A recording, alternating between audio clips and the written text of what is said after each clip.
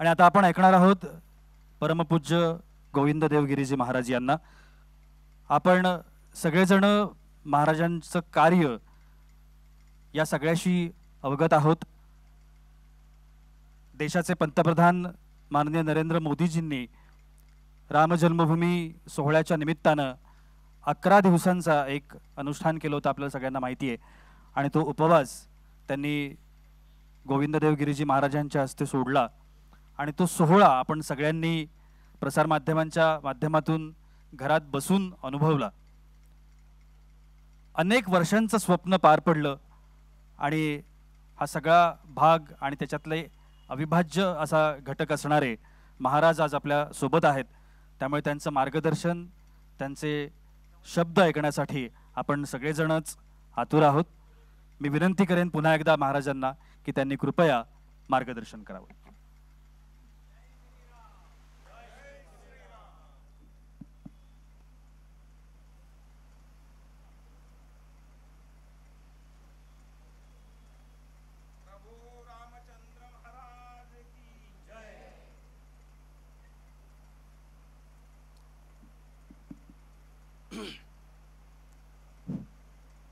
सर्वात पहिल्यांदा माझं कर्तव्य म्हणून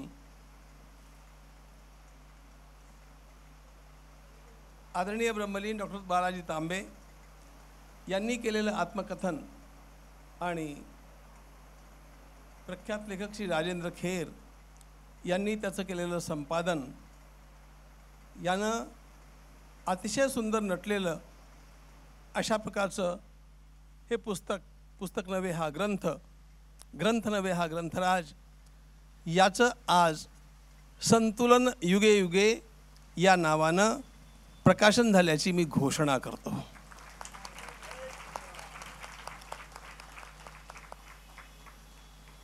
श्रीराम जय राम जय जय राम, श्रीराम जय राम जय जय राम, श्रीराम जय राम जय जय राम, श्रीराम जय राम जय जय राम,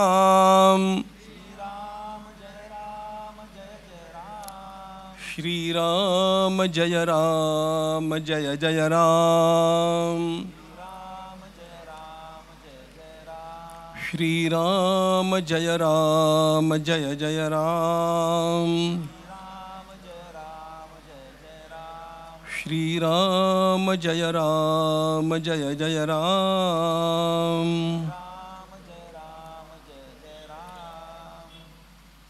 वर्णानां अर्थसंघानां रसानां छन्दसामपि मंगलानां च कर्तारौ वंदे वाणी विनायकौ।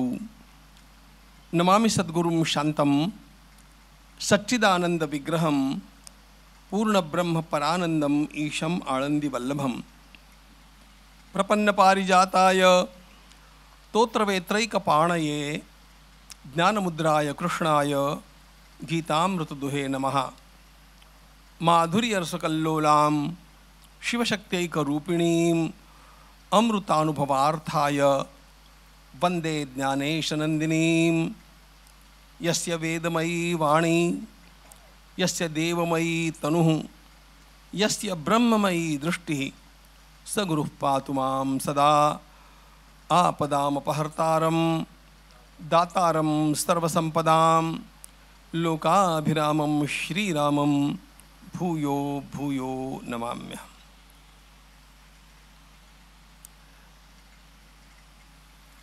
आजच्या या मंगलमय सोहळ्यात मला उपस्थित राहता आलं। माझ्या सातत्याच्या प्रवासामध्ये मला नेमकी ही अनुकूलता लाभली, ही मी माझ्यावरती भगवंताची कृपा समजतो। आपण माझे आभार वगैरे मांडण्याच्या भानगडीत पडू नका, उलट मला येता आलं याचा मला फार आनंद आहे। आणि मला येता आलं आणि मी एका क्षणात हो म्हटलं याचं एक कारण होतं।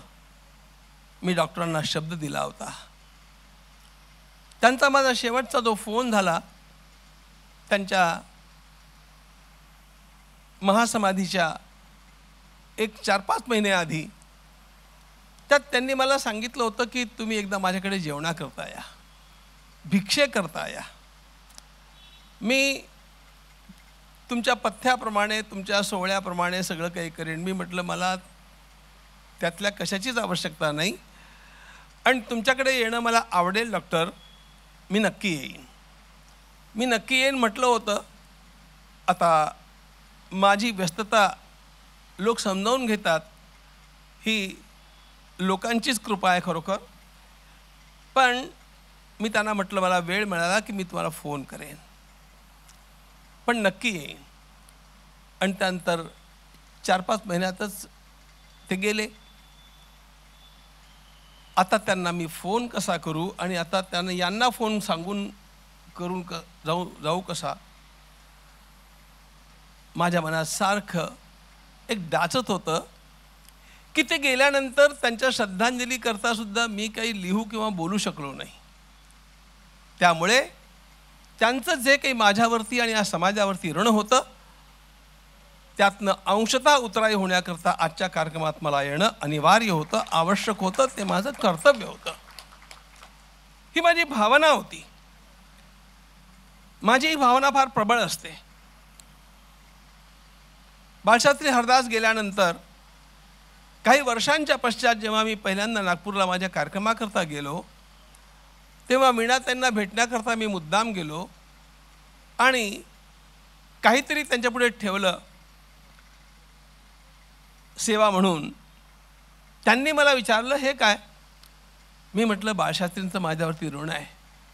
मी लहानपणापासून त्यांची पुस्तकं वाचलेली आहेत आणि ज्यांचं काही अध्ययन आपण केलेलं असतं त्यांचं ऋषीऋण आपल्यावरती असतंच असतं आणि त्यामुळे त्यातनं उतराई कधी होता येत नसतं. पण त्याची आपल्याला जाण आहे याची अभिव्यक्ती कुठेतरी होणं आवश्यक असतं. म्हणजे तो परमात्मा त्याची दखल घेतो आणि त्याबद्दल आपणाला पुन्हा आशीर्वाद देतो. त्यामुळे माझं या ठिकाणी येणं हे एका व्यक्तिगत संबंधातनं माझ्या दृष्टीनं फार महत्त्वाचं होतं. मी आलो.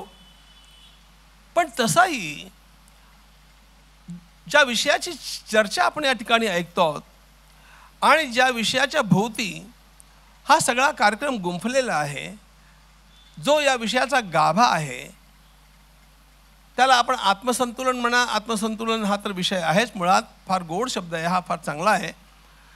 पण मुळात आयुर्वेद हा त्याचा गाभा आहे आणि या आयुर्वेदाबद्दल माझ्या अंतःकरणामध्ये नितांत आदराची भावना आहे.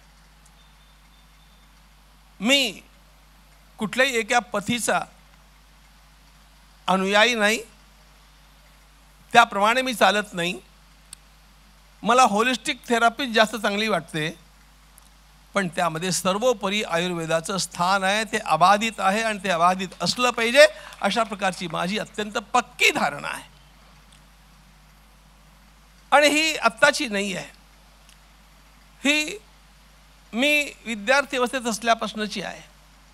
मी माझ्या विद्यार्थी अवस्थेमध्ये बिंदू माधव पंडितांची पुस्तकं वाचली होती. त्यांचं नावही नवीन पिढीने वाचलं आहे की ते मला ठाऊक नाही. पण आयुर्वेदाबद्दल कसं लिहावं आणि आयुर्वेद पॉप्युलर कसा करावा याच्याबद्दलची ती पुस्तकं मला फार उपयोगी पडली माझ्या व्यक्तिगत जीवनात. त्यामुळे मला फार त्याचा उपयोग करून घेता आला. नाशिकचे होते बिंदू माधव पंडित, चांगले वैद्य होते आणि ते लिहित पण फार चांगलं. आणि एक योगी मुळात ॲलोपॅथीचे डॉक्टर असलेले डॉक्टर गर्दे, त्यांच्या संपर्कात मी थोडा राहिलो. या सगळ्यांचा परिणाम आणि माझ्या स्वतःच्या जिज्ञासेचा परिणाम हा होता की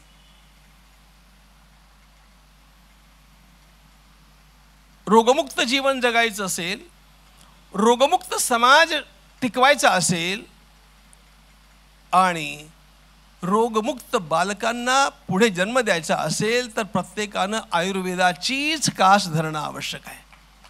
हाच त्याला अंतिम शब्द आहे. मी आत्ताच बोललो की मला होलिस्टिक थेरपी जरा जास्त आवडते. आवडते याचा अर्थ ती प्रॅक्टिकल वाटते, व्यावहारिक वाटते. मी कधी ॲलोपॅथीच्या मेडिसिनचं समर्थन करूच शकलो नाही. ॲलोपॅथीवरती मी फार बोलणार नाही, पण ॲलोपॅथीवाले असे आहेत बघा, म्हणजे इंडियन मेडिकल असोसिएशन नावाची जी संस्था आहे ना, त्याला मेडिकल असोसिएशन हे नाव बदलून फक्त इंडियन ॲलोपॅथिक असोसिएशन असं म्हटलं पाहिजे, कारण मेडिकलमध्ये ज्या अनेक गोष्टी येतात त्या गोष्टी त्यामध्ये नाही. आणि आमचं मेडिकल शास्त्र, आमचं मेडिकल वातावरण हे आयुर्वेदाशिवाय कधी पूर्ण होऊ शकत नाही, कारण आपण भारतात राहत आहोत, आपण भारताचे आहोत. आता आपण ऐकलं सुनीलजींच्याकडनं की आरंभी डॉक्टरांना कशा प्रकारे अनेक प्रतिकूलतांना तोंड द्यावं लागलं. अगदी घरचे दागिने विकून ती जमीन घ्यावी लागली आणि त्यानंतरही लगेच ते काही सगळं पॉप्युलर होऊन गेलं अशातला भाग नाही. पण असं का घडलं? निश्चितपणे आज उद्या एक लक्षात ठेवा,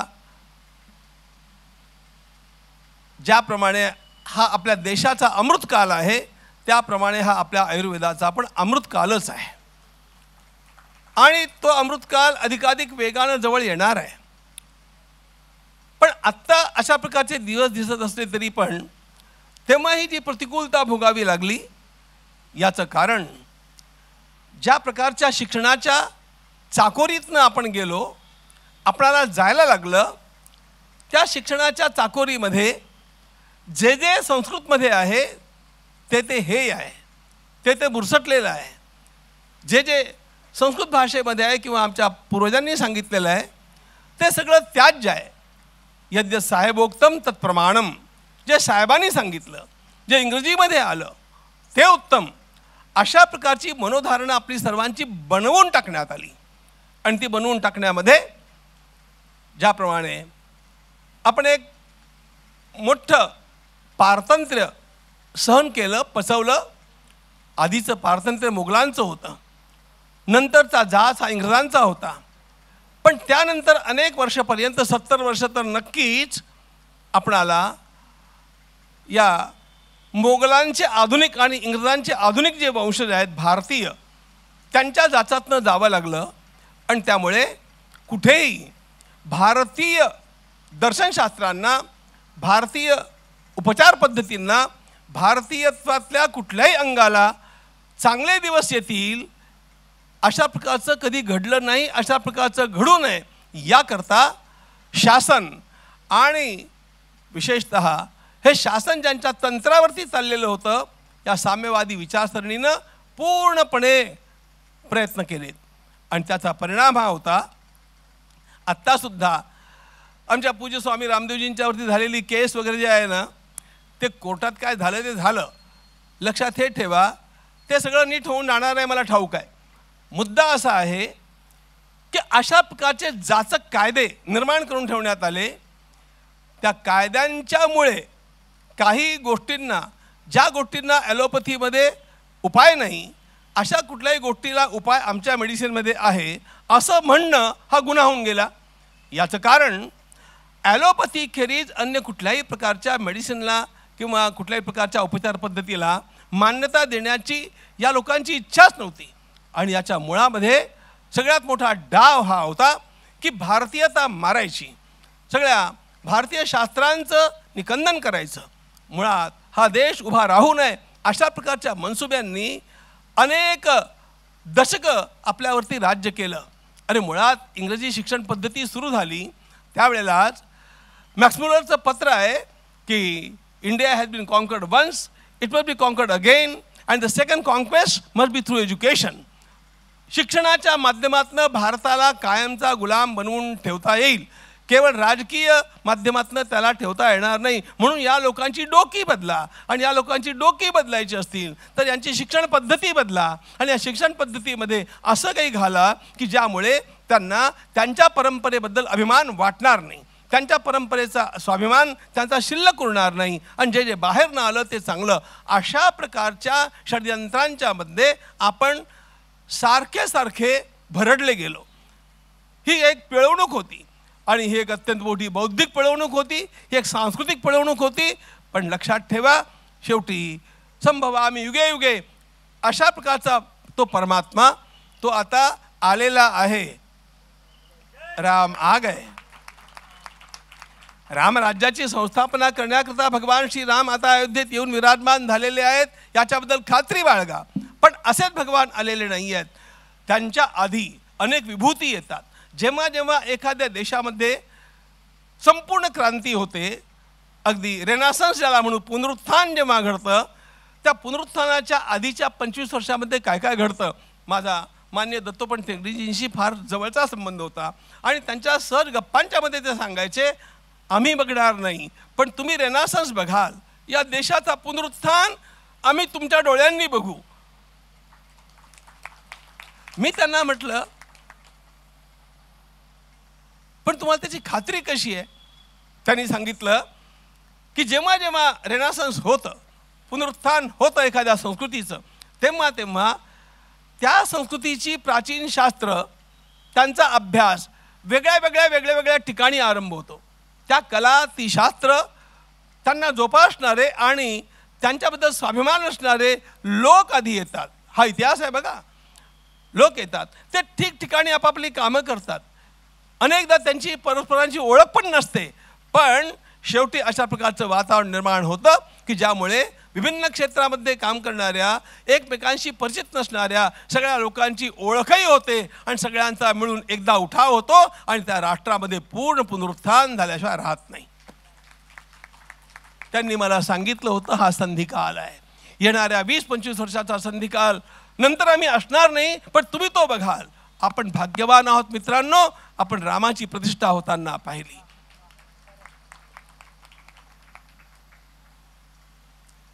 किती शतकं गेली, किती पिढ्या गेल्या, डोळ्यात प्राण आणून त्या लोकांनी वाट पाहिली होती, आम्हाला रामाचं दर्शन त्या ठिकाणी स्थापना झाल्यानंतर घ्यायचं. अन्य लोकांच्या गोष्टी सोडा, मोठमोठे संत महात्मे पण निघून गेले. आम्ही त्या प्रतिष्ठेच्या दिवशी अयोध्येला मोठमोठे साईनबोर्ड्स लावलेले होते. त्या थोर महात्म्यांची चित्र त्यामध्ये होती आणि खाली आम्ही एक वाक्य लिहिलं होतं, हम यहाँ पर है, हम आपकी आंखों से सब देख रहे हैं.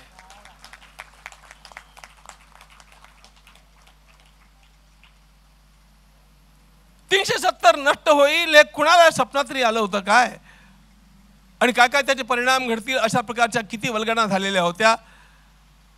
मान्य योगीजींच्या भाषेत बोलायचं तर मक्खी भी नहीं मरी और 370 तो हट गया. मित्रों, ऐसा बहुत कुछ होने वाला है, बहुत कुछ होने वाला है. आणि हे होण्याची ही आता आरंभाची, संदीप प्रकाशाची आपली सर्वांची भूमिका आहे. या संदीप प्रकाशामध्ये ज्या ज्या लोकांनी हे सगळं उदीयमान होत असताना आपल्या जीवनाचं सगळं काही सर्वस्व ओतून त्याकरता सिद्धता केली, त्यामध्ये जेव्हा आयुर्वेदाचा उदय होईल तेव्हा अग्रक्रमानं डॉक्टर बालाजी तांबे यांचं नाव अत्यंत आदरानं लिहावं लागेल. रामदेवजी माझे अत्यंत जवळचे मित्र आहेत, बालकृष्णजी पण आहेत, पण ही सगळी मंडळी नंतरची आहेत. ही सगळी मंडळी कुठेही नव्हती, त्यांची नावं सुद्धा नव्हती. तेव्हा बालाजी तांबे नावाचा एक निष्ठावान वैदिकाचा सुपुत्र, दत्त भगवंताचा भक्त एकांतामध्ये राहून आपली साधना करत होता आणि ही साधना त्याची वेदांच्या उद्धाराकरता होती, आयुर्वेदाच्या उद्धाराकरता होती. मी त्यांना बघितलेलं सुद्धा नव्हतं, तेव्हापासून त्यांच्यावरती माझा प्रकांड विश्वास होता. घडलेली घटना सांगतो तुम्हाला. 25 वर्षापूर्वीची गोष्ट आहे. आमचे, ज्यांना मी माझा बालपणचा हिरो मानत असे संघाचे प्रचारक मान्य दामोअण्णा दाते, कौशिक आश्रमातनं दामोअण्णांचा मला काहीतरी फोन आला. मी तेव्हा नव्हतो, मला निरोप मिळाला. मी पुन्हा फोन केला तर ठीक आहे, दामोंडांना ओळखणारी मंडळी या ठिकाणी असतील सुद्धा, तर येत आहेत, दामोंडा येत आहेत. तेव्हा मोबाईल वगैरे नव्हते. तर 5 मिनिटांनी त्यांनी फोन घेतला. त्यांचा स्वर अत्यंत क्षीण झालेला होता. माझे लहानपणचे ते अत्यंत प्रिय असे होते आणि लहानपणचे तर होतेच होते, नंतरच्या काळातही आमचा खूप प्रगाढ संबंध होता. क्षीण आवाजात ते बोलत होते. मी म्हटलं, दामोंडा काय झालंय तुम्हाला? ते म्हणाले की मी आजारी आहे. मी म्हटलं तिथे कॉर्डलेस नाही का, तुम्हाला यायला इतका वेळ लागला? ते म्हणाले नाही. मी म्हटलं तुम्ही फोन ठेवून द्या, मी उद्या सकाळी तुम्हाला भेटण्याकरता येतो. मग दुसऱ्या दिवशी मी कॉर्डलेस वगैरे स्वतः सगळं घेऊन त्यांना भेटण्याकरता गेलो. भेटायला जायचं तर त्यांची प्रकृती पाहिली, अत्यंत क्षीण अशी त्यांची स्थिती. जो विषय आमचा होता तो आम्ही बोललो. मी म्हटलं, दामोंडा तुम्ही आजारी आहात आणि त्या आजारानं धास्तावलेले पण आहात. तुम्हाला बरं करू शकणारा एकच डॉक्टर मला ठाऊक आहे, डॉक्टर बालाजी तांबे. मी बालाजी तांबेंना भेटलो पण नव्हतो तोपर्यंत. याची ट्रीटमेंट पण मला ठाऊक आहे. म्हटलं, दामोंडा तुम्हाला तूप प्यायला पाहिजे, तुपाशिवाय तुम्ही बरे होणार नाही. पण मी तुम्हाला हा सल्ला देणार नाही, कारण मी काय मेडिकल प्रॅक्टिशनर नाही आहे. I have got no authority and you are a very special person. त्यामुळे मी स्वतः काहीतरी माझ्या कॉमन सेन्सनं तुमच्यावरती उपचार करावे हे बरं नाही आहे. मी डॉक्टरांची अपॉइंटमेंट घेतो. माझी डॉक्टरांची ओळखच नव्हती, पण तापडिया परिवार जो मुंबईचा एक तापडिया फॅमिली होती, त्यांचा डॉक्टरांचा संबंध होता. ते आमचे ट्रस्टी होते. मी त्यांना फोन केला. एनिवे मी त्यांना घेऊन गेलो गाडीने इथून. डॉक्टरांनी तपासलं आणि अगदी माझ्या कल्पनेप्रमाणे डॉक्टरांनी तेच केलं. एक अर्धा कप तूप त्यांच्यासमोर ठेवलं आणि सांगितलं, घ्या. मी डॉक्टरांना फक्त एक गोष्ट सांगितली होती की माझ्या जीवनातली जी फार महत्त्वाची माणसं आहेत त्यापैकी हे एक आहेत. त्यामुळे तुम्ही यांना नीट तपासा आणि यांना नीट करण्याकरता काय काय लागेल ते सगळं करा. I am responsible. तर त्यांनी ते ठेवलं आणि सांगितलं, प्या. असं दामोंडा घाबरले. एवढ्या करता ते म्हणाले की डॉक्टर 20 वर्षात मी एक थेंब तूप खाल्लेलं नाही आहे. डॉक्टरांनी विश्वासाने सांगितलं म्हणून तुमची बॉडी ड्राय झालेली आहे, तुम्ही हे प्या, माझ्यावरती विश्वास ठेवा. आता मी म्हटलं, दामोंडा घ्या तुम्ही. मी तुम्हाला हेच सांगणार होतो, पण मला हे सांगण्याचा अधिकार नव्हता आणि हे तूप वेगळं आहे. दामोंडा प्याले, घाबरत प्याले. डॉक्टर म्हणाले, मी तुम्हाला 2 महिन्याकरता हेच औषध देणार आहे. आणखी काय काय काय काय कसं करायचं ते सगळं त्याने लिहून दिलं. ते औषध आम्ही घेऊन आलो. सांगण्याचा मुद्दा लक्षात घ्या, ज्या व्यक्तीला फोन घेण्याकरता एका खोलीतनं दुसऱ्या खोलीपर्यंत यायला 5 मिनिटं लागत होती, भिंतीला धरून धरून चालावं लागत होतं, ते आमचे दामोंडा डॉक्टरांचे उपचार झाल्यानंतर 6 वर्षपर्यंत एकटे एसटीनं प्रवास करत होते.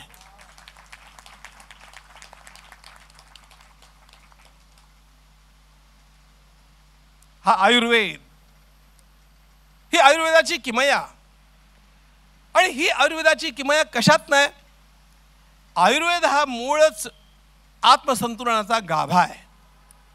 खरं म्हणजे आत्मसंतुलन हा बिझनेस नाही, आत्मसंतुलन ही संस्कृती आहे. ही संस्कृती आहे. आणि संतुलन, त्यातलं आत्मा आता बाजूला ठेवू, संतुलन हा सृष्टीच्या सगळ्या कार्यांचा गाभा आहे.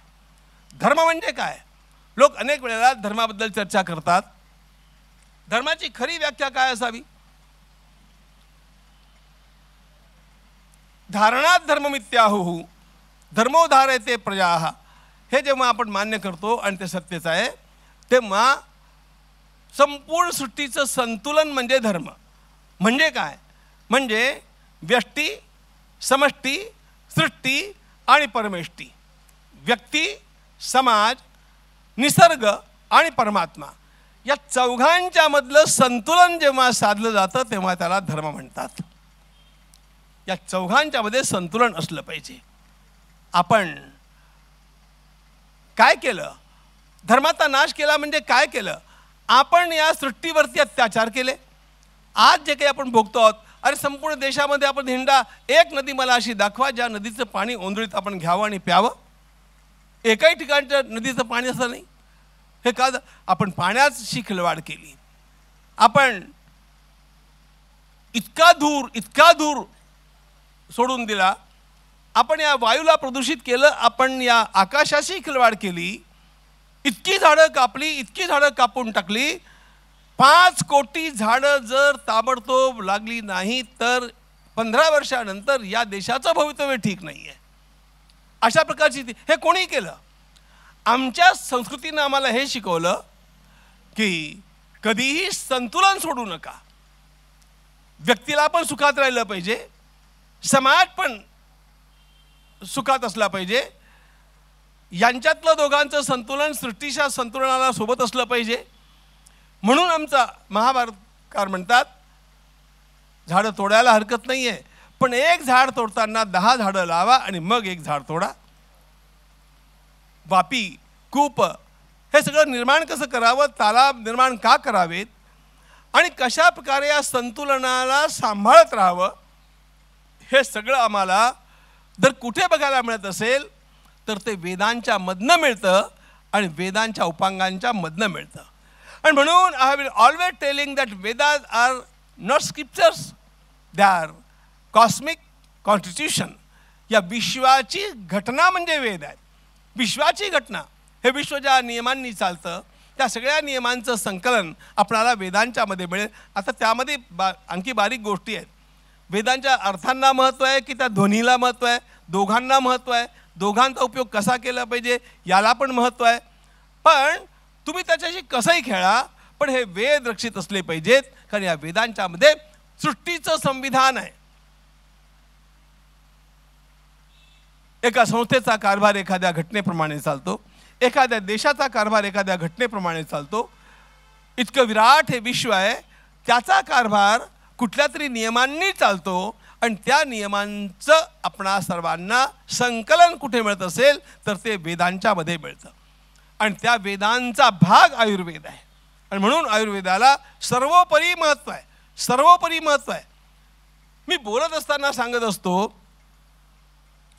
ॲलोपॅथीतल्या सगळ्या गोष्टींची मी टीका करत नाही.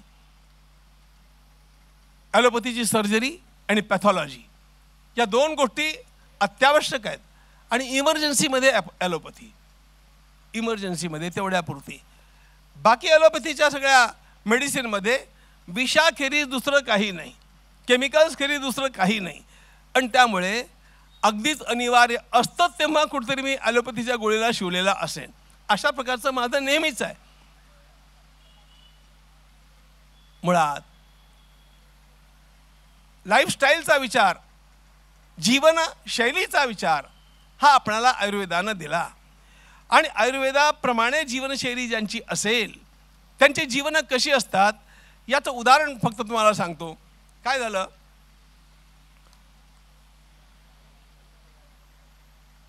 या 100 वर्षामध्ये ज्या लोकांनी अत्यंत मोठमोठी कामं वेदांच्या करता केली त्यामध्ये पंडित श्रीपाद दामोदर सातवळेकर हे नाव फार मोठं आहे. पंडित श्रीपाद दामोदर सातवळेकर यांचा षष्टविधीपूर्तीचा समारंभ होता. 60 वर्षाचे ते झाले. लोकांनी भाषणं केली, स्वाभाविकपणे केली, चांगली भाषणं केली आणि सर्वांनी सांगितलं की पंडितजी शतायू हवे, तशा प्रकारची ईश्वराशी प्रार्थना करतो. नंतर पंडितजी उत्तर देण्याकरता उभे राहिलेत. पंडितजींनी सांगितलं की मी शतायू, तुम्ही लोकांनी सगळ्यांनी मला शुभकामना दिल्यात की मी शतायू व्हावं, मी तुम्हाला गॅरंटी देतो की मी शतायू होणार आहे. मी 100च्या आधी जात नाही.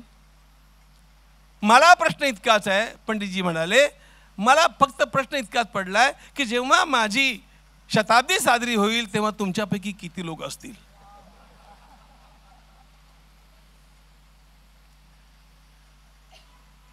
पुढे ते म्हणाले, मी हे अहंकारानं बोलत नाही, मी हे अहंकारानं बोलत नाही, मी आत्मविश्वासानं बोलतो. कारण शतायुर्वय पुरुषः हे वेदानं ठरवलेलं मान आहे आणि त्यामुळे वेदांचा एकही नियम मी कधीच मोडत नसल्यामुळे मला 100 वर्ष जिवंत ठेवणं हे वेदांचं कर्तव्य आहे, ही वेदांची जबाबदारी आहे. आणि खरोखर 102व्या वर्षी ते 1 महिना 1.5 महिना अंथरुणात आजारी पडून आणि गेले. 102 वर्षाचं आयुष्य त्यांना लाभलं. पण 102 वर्षाचं आयुष्य त्यांनी 60व्या वर्षी सांगितलं होतं. कशाच्या विश्वासानं? आयुर्वेदाच्या विश्वासानं. आयुर्वेद हा वेदांचा भाग आहे आणि त्यामुळे या संपूर्ण वातावरणामध्ये पुन्हा केव्हा तरी या देशाला जर जगाचं भवितव्य घडवायचं असेल, मी काय बोलतो बरं लक्षात घ्या, या देशाला जर जगाचं भवितव्य घडवायचं असेल तर आयुर्वेदाची सीड्स सांभाळून ठेवणं आवश्यक आहे, आयुर्वेदाचं बीज रक्षण करणं आवश्यक आहे.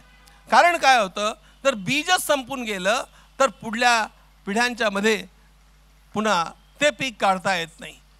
डॉक्टर बालाजी तांबे यांनी या समाजावरती, देशावरती, संस्कृतीवरती केलेला अत्यंत मोठा उपकार म्हणजे त्यांनी आयुर्वेदाचं बीज अत्यंत तपोनिष्ठ जीवन जगत सांभाळून ठेवलं आणि तो मंगल कलश आता या दाम्पत्याच्या हाती सोपवला आहे.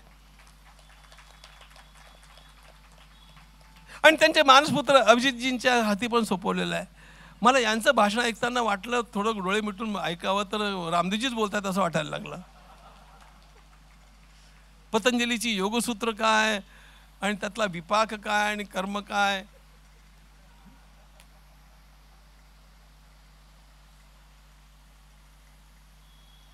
तुम्हाला आवडत असेल तर एक वाक्य बोलतो, आपको सुनकर के मजा आ गया.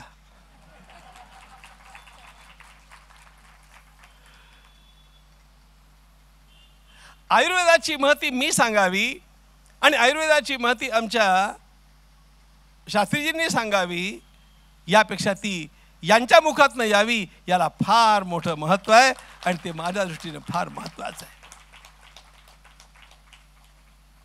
खरं म्हणजे बाबा या ठिकाणी नाही आहेत, पण मला त्यांचा सन्मान करायचा, त्यांचा सन्मान मी केव्हा तरी करणार आहोत. माझ्या 75मध्ये ज्या 75 लोकांचे मला सन्मान करायचे होते त्यांच्यामध्ये त्यांचं नाव होतं, पण नंतर थोडंसं आम्ही वेगळ्या कारणानं थांबलो, ते आता नंतर केव्हा तरी सांगेन. पण मुळात ज्या दिशेनं सकाळची वाटचाल अभिजितजींच्या नेतृत्वामध्ये सुरू झाली आणि ज्या पद्धतीनं ती पुढे चालू आहे ती अत्यंत अभिनंदनीय आहे आणि या देशाला उपकार करते अशा प्रकारची आहे. एक वृत्तपत्र म्हणजे काही सामान्य गोष्ट नाही, त्यामध्ये सकाळ म्हणजे तर अजिबात सामान्य नाही. कारण पुणेकराला सकाळशिवाय चैन पडत नाही अशा प्रकारची स्थिती अनेक वर्षापूर्वी होती, आजही ती असावी पुष्कळ अंशी. पण बरं, त्याच्या माध्यमातून जी मतं येतात त्या मतांना फार महत्त्व असतं. मार्मिकचं ते वाक्य तुम्हाला सगळ्यांना पाठ असेल, न खींचो कमान को न तलवार निकालो, जब तोप मुकाबिले है तो अखबार निकालो. असं बाळासाहेब ठाकरेंचं आम्ही लहानपणी मार्मिकमध्ये वाचत असू. आता येतं की नाही मला ठाऊक नाही आहे, आता मी त्यांच्या नादी लागत नाही आहे.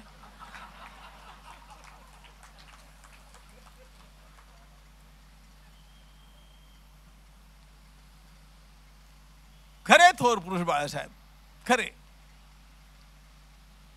सिंहाची छाती कशाला म्हणतात ते त्यांच्याकडे बघितल्यानंतर कळत होतं. मुळात गोष्ट अशी, एखाद्या वर्तमानपत्रानं जेव्हा एखादं व्रत म्हणून एखादं कार्य हाती घेतलं तर त्यातनं समाज कसा बदलत जातो याचा एक नवा आदर्श आमच्यासमोर अभिजितजींनी उभा केला. त्यांचं सुद्धा मला फार फार कौतुक करावं असं वाटतं. एक अत्यंत मोठा भरदार महत्त्वाचा विषय आणि एक अत्यंत भारदस्त अभिजात त्याचा प्रचारक, या दोघांचं मिलन झाल्यानंतर तो चमत्कार घडतो ना, तो चमत्कार महाराष्ट्र आता बघतो आहे आणि त्याच्याबद्दल आम्हा सर्वांना फार कौतुक आणि अभिनंदन करावंसं वाटतंय. मुळात मुद्दा असा, आपला हा आयुर्वेद, आपली सगळी शास्त्र, भारतीय संगीत, भारतीय विद्या, भारतीय कला, भारतीय शास्त्र, भारतीय दर्शनशास्त्र या सर्वांचं उत्थान व्हायचं असेल तर त्याकरता आपणा सर्वांना झटून काम करण्याची आवश्यकता आहे. आणि हे काम करण्याकरता आपणा सर्वांनी काही दिवस तरी अविश्रांत मेहनत करण्याची आवश्यकता आहे. हे बघा, दिवस स्पष्ट बोलायचं म्हटलं तर अनुकूलतेचे आहेत, पण अनुकूलतेचे दिवस कधी कधी आपल्याला आव्हानं ठरतात. कारण अनुकूलतेमध्ये अतिविश्वासानं, फाजील आत्मविश्वासानं लोक मतदानालाच जात नाहीत. काय जे आपल्याला घडायचं ते घडणारच आहे अशा प्रकारचं ते, म्हणजे कुठल्या पक्षाबद्दल मी बोलत नाही आहे, पण मतदानालाच जात नाही अशा प्रकारचं एक आपल्यामध्ये आलस्याचं सावट येऊन जातं. असं न करता अविश्रांतपणे आणखी काही वर्ष काम करण्याची आवश्यकता आहे. कारण आपल्या आधीच्या पिढ्यांनी फार भोगलेलं आहे. आपल्या आधीच्या पिढ्यांनी इतकं सोसलेलं आहे की आपण त्याची कल्पना पण करू शकत नाही. आपणा सर्वांना जी अनुकूलता लाभली आहे ती या देशाच्या उद्धाराकरता, या देशाच्या सेवेकरता आणि आपली संस्कृती, लोकमंगल संस्कृती जगामध्ये सातत्यानं मांगल्य टिकवून राहण्याकरता ही जगणं आवश्यक आहे आणि ती जगवण्याकरता आपण सक्रिय राहणं आवश्यक आहे. हे सगळं भान लक्षात ठेवलं पाहिजे. आयुर्वेदासारखा पूर्ण कुठलाही प्रकार नाही.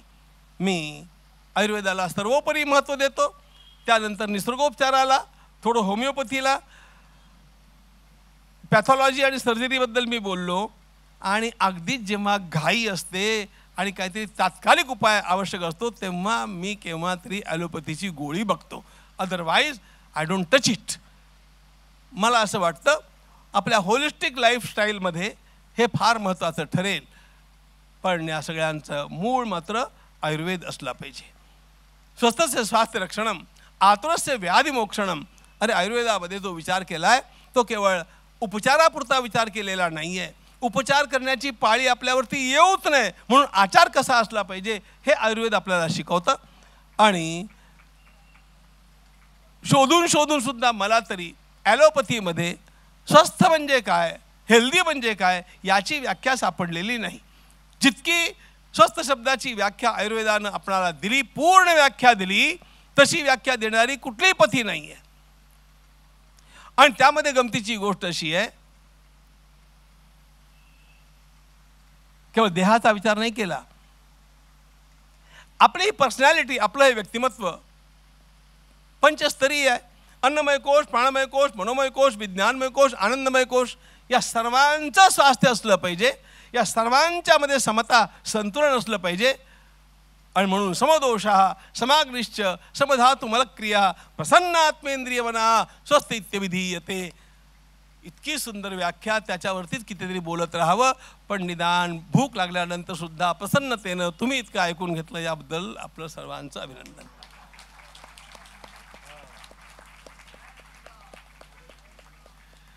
एक 2 मिनटं आमच्या आदरणीय शास्त्रीजींना काहीतरी बोलायचं आहे. एक संस्कृतमध्ये निमिषद्वय मात्रम आगम्यताम.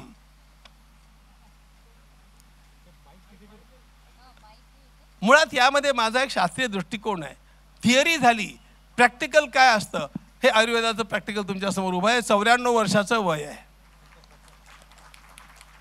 कल्याणानां निधानं कलिमलमथनं पावनं पावना पाथेयं यन्मुमुक्षोस्सपदि परपदं प्राप्तये प्रस्थितस्य कल्याणानां निधानं विश्रामस्थानमेकं कविवरवचसां जीवनं सज्जनानां बीजं धर्मद्रुमस्य प्रभवतु भवतां भूतये रामनाम कल्याणानां निधानं. श्रीराम जय राम जय. अस्माकम् अहोभाग्येन अयोध्याधीशः रामचन्द्रः गोविन्दे गिरिरूपेण अत्र उपस्थितः.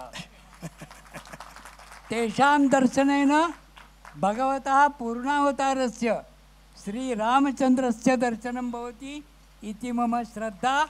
अतः मया कल्याणानां निदानम् इति मङ्गलं पठितं।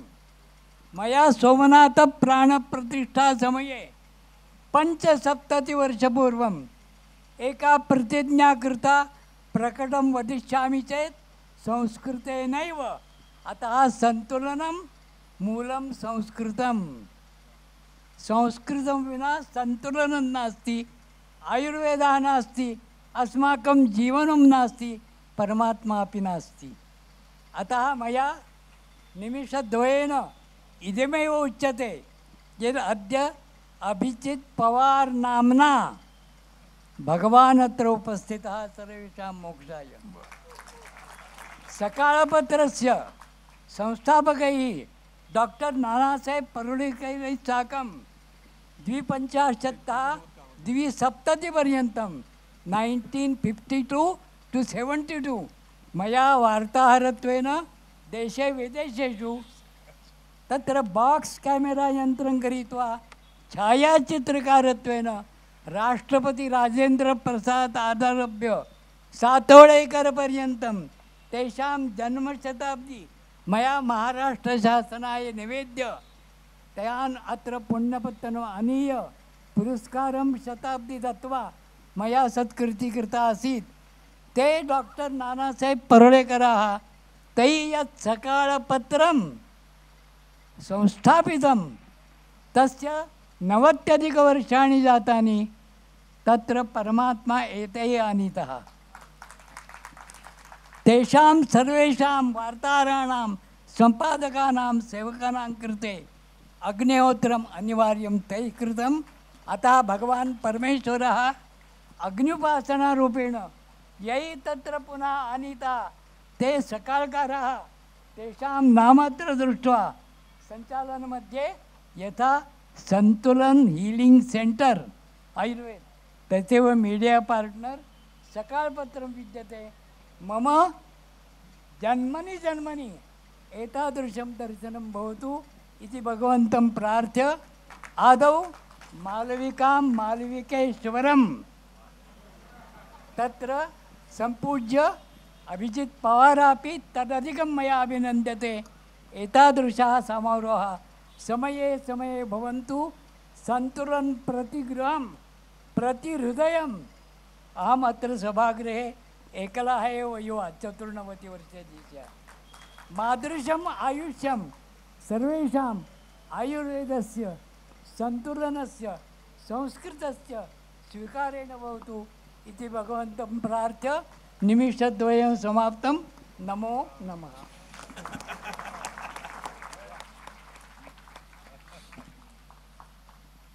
गुरुजी, सगळ्या मान्यवरांचे मनपूर्वक आभार।